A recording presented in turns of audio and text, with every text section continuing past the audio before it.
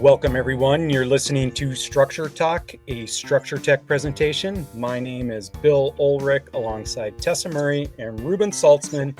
As always, your three-legged stool, home inspections, and anything else that's rattling around in our brain. Welcome to today's episode. I'm going to warn you, we're going to get a little technical on today's conversation, and we're diving into service panels, electrical service panels in residential homes. And we're going to be very specific about that. But before we get to the meat and potatoes of this podcast, Ruben, Tessa, how's it going? Hey, pretty good. How about you? I'm excellent. I've got no complaints. Even on a bad day, I have very few complaints. I mean, nobody's listening anyway. So how about you, Ruben? I'm doing well. Feels like summer has finally popped here in Minnesota. Yeah. It's nice outside. The sun is shining. It's warm out. I'm taking golf lessons. I got friends and family who golf. My wife golfs. My kids both golf. I'm the only person I know who doesn't do it because I don't know how. And I don't know how either. All right. Well, I'm going to leave you behind, Tessa. I am learning. I signed up for golf lessons through like Parks and Rec or whatever, Three Rivers District, and I'm taking 5 1-hour lessons, and I will know the basics of how to play golf at the end of this. How's your back feeling? It hurts. I've got back pain. I had back surgery, back 7 years ago or whatever. Yeah. And it's not great, but I'm pretty active. So I don't think it makes a big difference. it hurts when you swing. Is that what you're saying? Or is it you just get sore afterwards? After I've been driving balls for an hour straight, it starts to hurt. Yeah. But, just a few swings here and there, it's nothing at all. Well, there's nothing quite so satisfying as teeing up a ball and hitting it straight and far with a nice little right to left draw on it. And I would love to know what that feels like. yeah, Maybe someday. If I have any advice for you, hit half as many balls in the time that you're normally hitting them, because people get going too quickly through. Let's get through these balls, and by the time they're done, their form is just garbage because they're hustling to get through and not continuously focusing on the shot and the muscle memory and all that other stuff. So quality over quantity when it comes to practicing. Just a one man's humble opinion. All right. Good tip. Thank you, Bill. Appreciate it. You've Tessa, done your share of golf? I don't golf as much as I used to. I can hit the ball straight and relatively far, but my short game is nothing to speak to anybody about. And so I decided if I was going to go spend 4 to 5 hours of being frustrated, I was going to learn to fish, and I went hard at fishing and gave up golfing. So transferred the resources of golf into fishing, and I've never looked back, and I'm happy I did. Excellent. But I still like to hit a ball straight and far occasionally. Yeah, it's kind of like going to a batting cage. I've been doing that. Been trying to do that at least once a week because I'm on the softball league for my church, this men's league, and so I've been going to a batting cage regularly. And man, that is so satisfying. Every time you just get a good piece of it. You go to a batting cage that hits softballs? Yeah. Okay, that's not a batting cage, Ruben. It's not? Oh, no. What is it? That is something with net over the top of slow pitch softballs. Batting cages are balls coming at you a good, 85 to 95 miles an hour, where you got to put your head down and make a level swing and get through that. Well, it's the same facility. You just push a button and you say which one you want. Yeah. Okay, it doesn't count. All right. No. Man, I used to be able to hit those. And I recently went to one. I did like the 40-mile-an-hour one, and I think I hit one. Wow. I used to be able to hit them when I was in Little League, but can't do it anymore. Gosh, I haven't hit a softball since high school. Did you play high school ball? Yeah, I did. I played like when I was a little kid, all through middle school, high school. But I mean, I think I quit sophomore year. But it's been a really long time since I swung a bat. Okay. All right. I'm hearing a softball game in Tessa and Ruben's future, possibly at some sort of company outing, and you have a lawn ball contest or something. Yeah. All right. You heard it here first, folks. They will be doing it. Pictures to follow on the website. I wouldn't argue if we had another ping pong competition. too. Yeah. Oh, well, yeah, it's because you took us all to school. That's why. No, your dad is really good at ping pong. I had no idea. Yeah. He's got game for sure. Yeah. Yes, he does. Yeah. Well, we should probably get to the meat and potatoes. I mean, we could talk, entertainment and recreation all hour if We wanted. could. All right. Let's get to why are we having this conversation, Ruben? All right. Why is this coming up? Okay. So let's just back up. So when we talk about an electrical panel, we're talking about your breaker box, people call it, or the load center, whatever you want to call this, the overcurrent protection devices in your house. If you're a purist, you want to hear the technical names for them. We did an inspection probably about a year ago at this townhome, and we didn't say anything about the particular panel that was installed. It was a brand of panel called Challenger, and we didn't say anything about it because our official stance is that there's nothing wrong with these panels.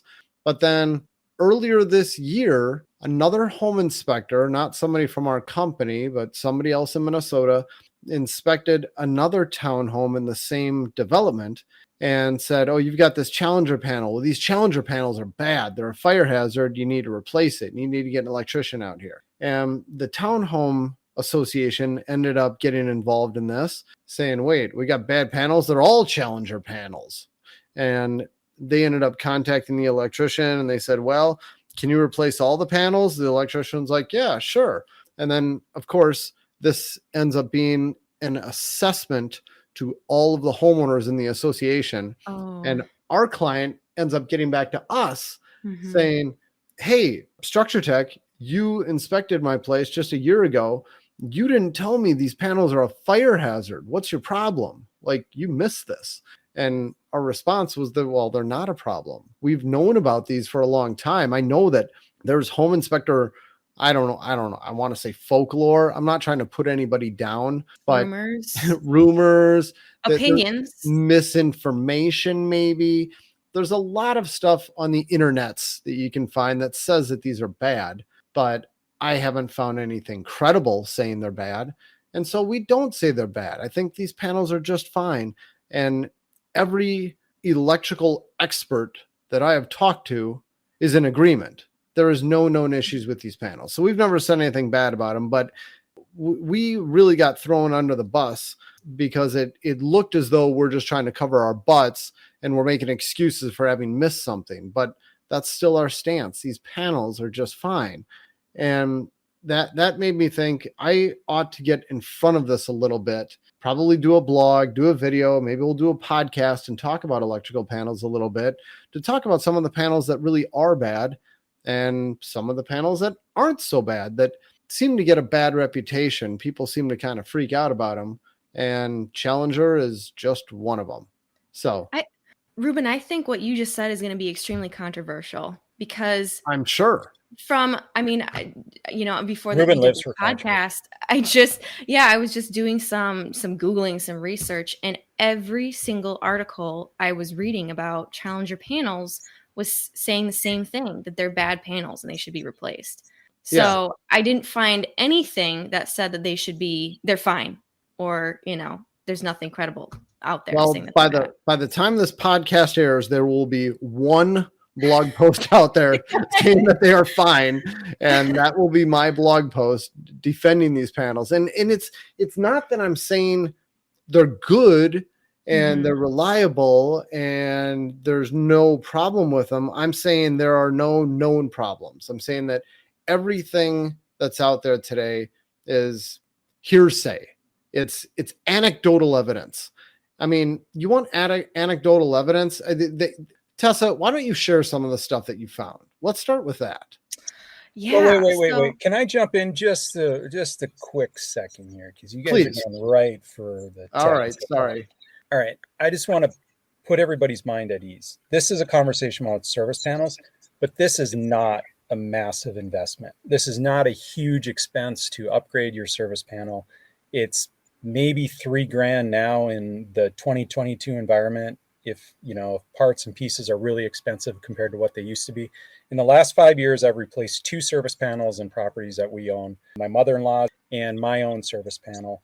And my mother-in-law's was in the range of $1,400, and ours was in the range of $1,800.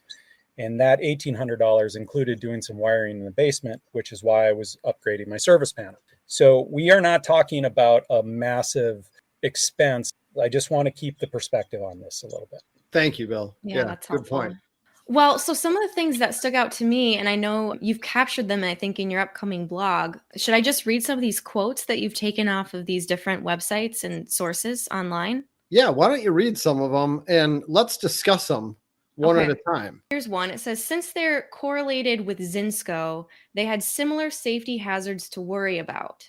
Okay, so they're correlated with Zinsco. There was some overlapping ownership, and I can't remember what company it was, but one company that owned Zinsco purchased Challenger or something like that.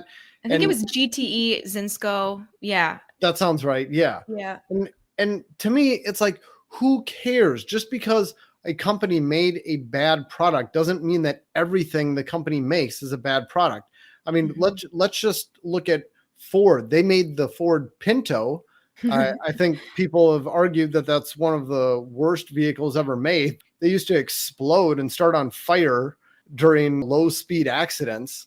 So should we just say all Fords are bad? Never buy a Ford vehicle because they're associated with the Pinto? That's ridiculous. No, that's not a good argument. I agree with you. I mean, and I think I even read too, someone was arguing that these panels, these Challenger panels were made like in the 80s and 90s, right? For the most part. That sounds right. And I think I also read somewhere that someone made some argument or connection between FPE, Federal Pacific Electric, and Challenger by saying the FPE got bought out, they went out of business. And so a lot of those engineers, workers, assembly people were looking for employment and could have gone over to Zinsco. A specious argument at best. Are these factories even located like remotely close to one another? I mean, come on. I don't know. Okay, so here's another one. Although there are no records of Challenger e-panels on fire, their overheating can be potentially harmful for the user or worse if neglected. Okay, how do you neglect your electrical panel? I would like someone to explain that to me versus taking good care of your electrical panel. I don't do any type of maintenance on my electrical panel.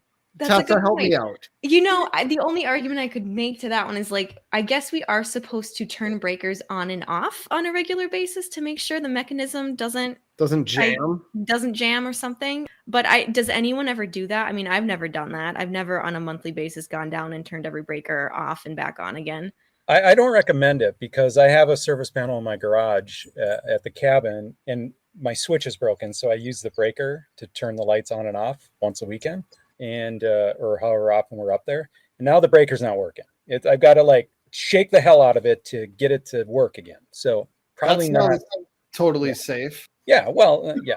Eventually, I'll get around to fixing it. But I'm probably going to misquote something here, but I remember when I was taking electrical inspections back in 2004. I'm sure there was something about how it's okay to actually use a breaker as a switch, as long as it's rated to be used as a switch. So how do you understand or know or ascertain if it's rated to be used as a my switch? guess is there's probably going to be a little SW on the front of the breaker, but I was not prepared for this, so I have not done my research before talking about this, and I last took that class 18 years ago, so I'm a little rusty on that. No.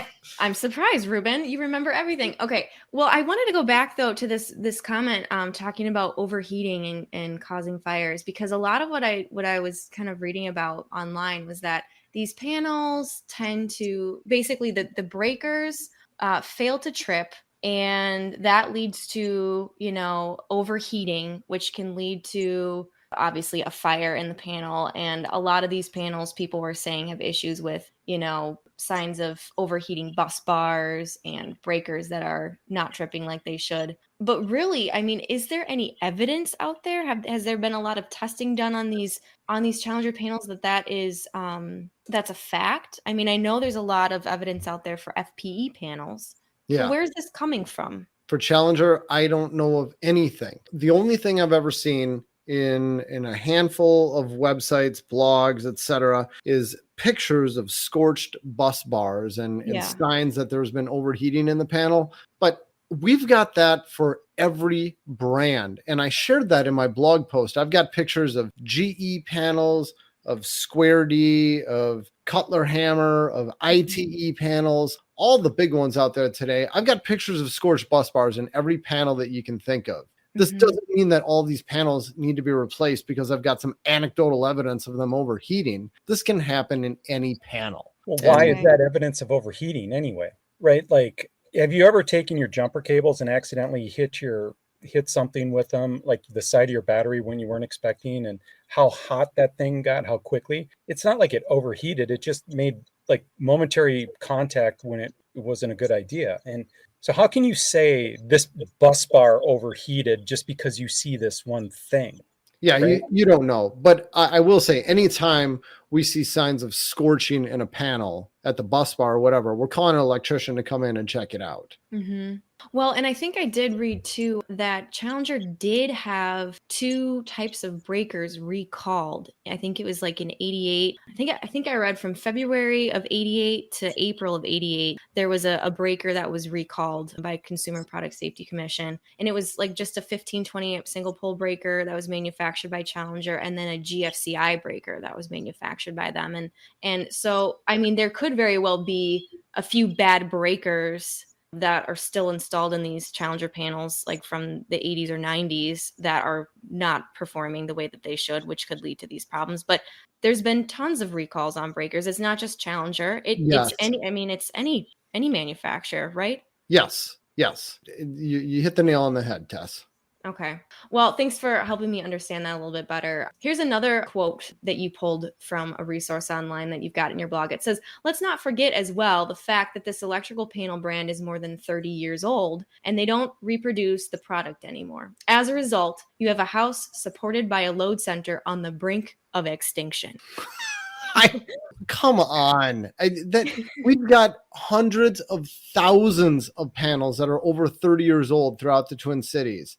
So are we to say that all of these panels are on the brink of extinction and just call out every panel that's over 30 years old? That would be insane. No, that's not a valid argument. Now, I will say, though, haven't we talked to a lot of electricians, and we've even had some teach at our local ASHI chapter here, tell us that kind of there is a recommended age for replacement for all electrical panels?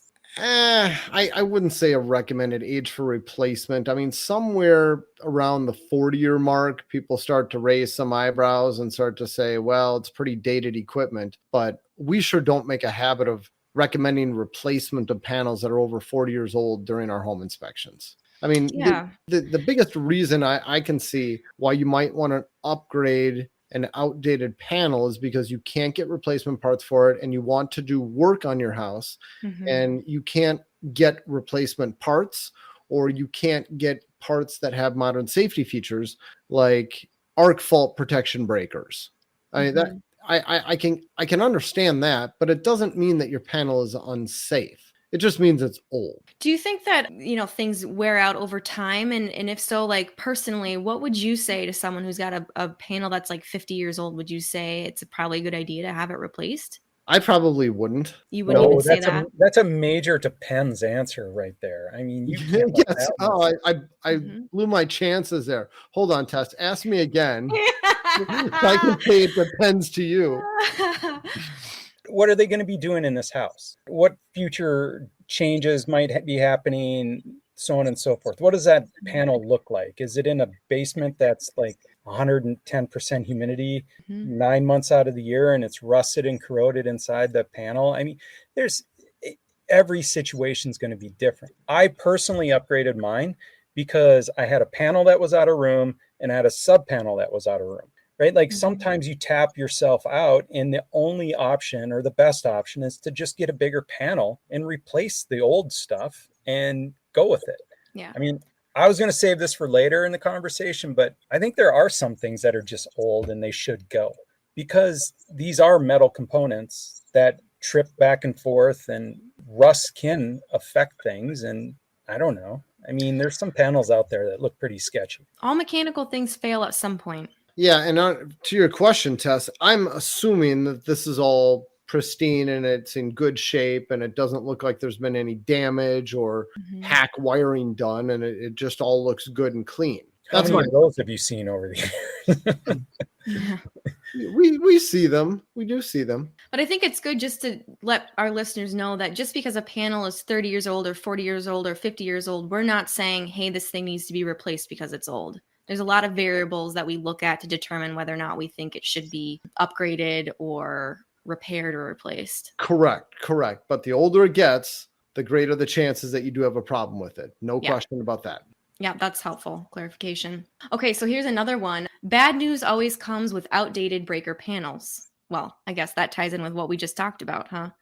Although you can't say always. It doesn't always come with outdated breaker panels. It's more likely to happen with outdated breaker panels. Sorry, I cut you off. What else? Okay, well, this next one, actually, I was reading this article online too, separate from your blog, but this one kind of cracked me up. It says, if you're at home relaxing, don't be surprised if sparks come out of your basement while you reheat your food in the microwave oven. Talking about Challenger panels. What? I don't even know what to say. Stop it. I think this actually came from one of the first articles that popped up when I Googled it too. I read this. I just thought, These are scare tactics. Yeah.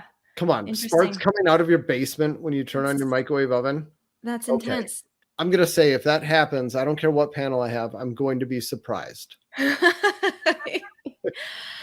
Oh my gosh. Okay, so here's another one. A rotting breaker panel is not recommended for new appliances, especially if its main breaker cannot support the appliance upgrade you did in your house.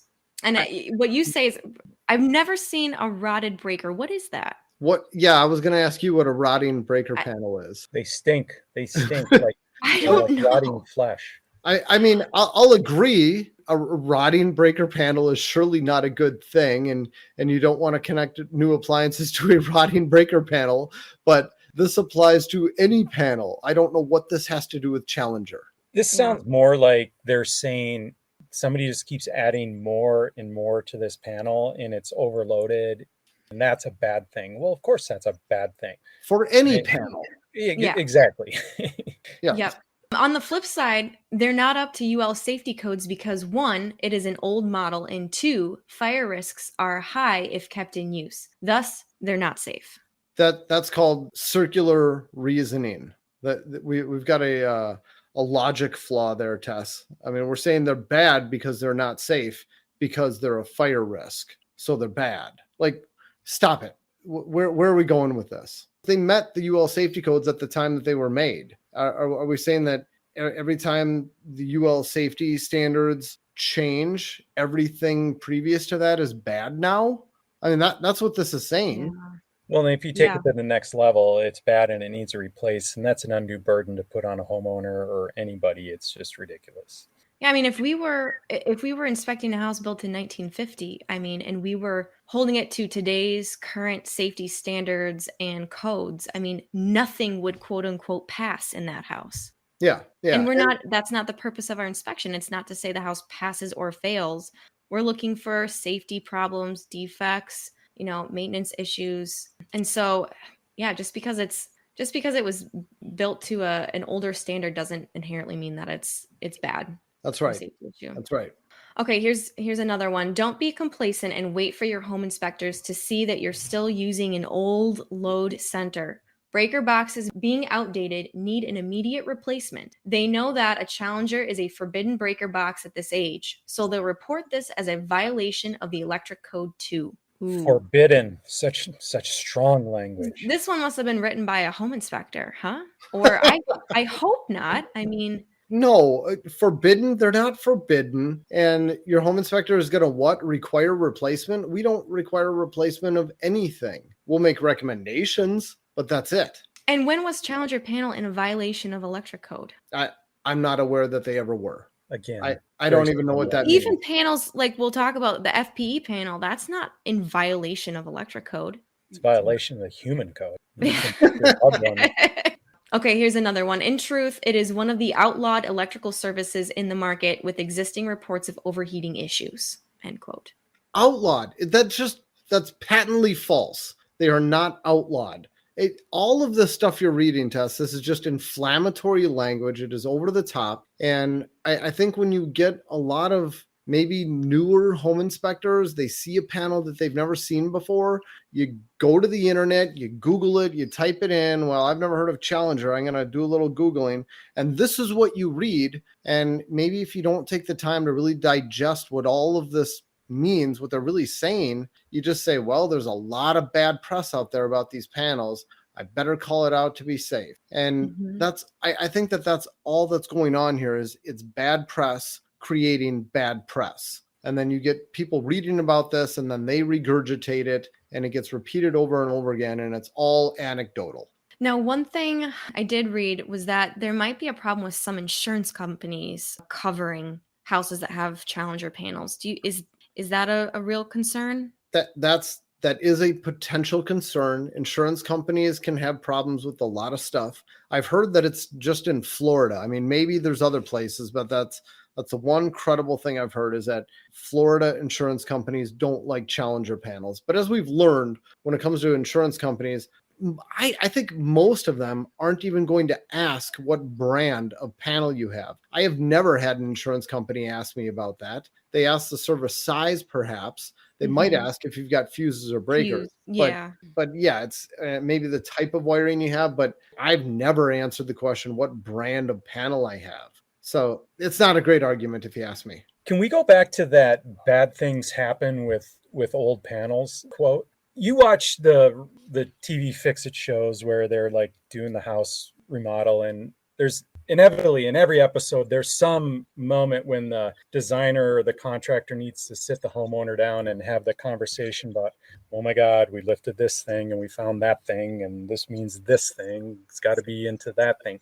So some of these old panels are going to generate those types of conversations. Okay. And one example of that would be something, Ruben, you haven't talked about yet, but I know you're probably going to. The Bulldog Pushmatic. It's this service panel that's got these funky breakers and nothing of a new variety works in them. And so you would have to, if you needed arc fault or GFCI or something like that in the panel, you would have to install a sub panel, which you start talking about a sub panel. Well, you're going to add $1,000 or probably more to the conversation. Like that's one of those hidden expenses that people don't know about or think about. And so old usually means you're going to have to do some more work to make it good enough to pass inspection at a certain level. So maybe that's what they're referring to. No, you're right, Bill. The Bulldog panels, Pushmatic panels, they are old. They're outdated. Like you said, you can't get replacement parts, or maybe you can, but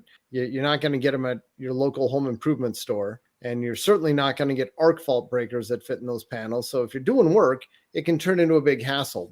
But there's nothing wrong with those breakers themselves. There's no history of them failing to trip. I just want to be clear about that. So we don't call those out as a problem either. We might say you got an old outdated panel. That's about it.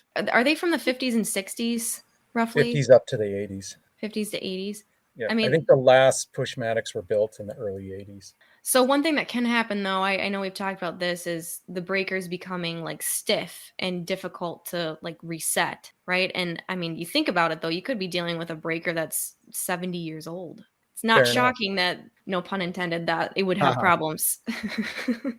Yeah, but I mean, that it's been a good soldier in your basement. Do that thing a service and set it free. Let it go protect some other structure like a shed or something, I think for too many people, they get too hung up on being right and kind of, sure, you can have this very technical and conversation that sounds like a doomsday affair, but it's not a big deal. You can fix it. There's electricians. That's their bread and butter, replacing panels. If you ask an electrician, they'd probably love to do it every single day, all day long.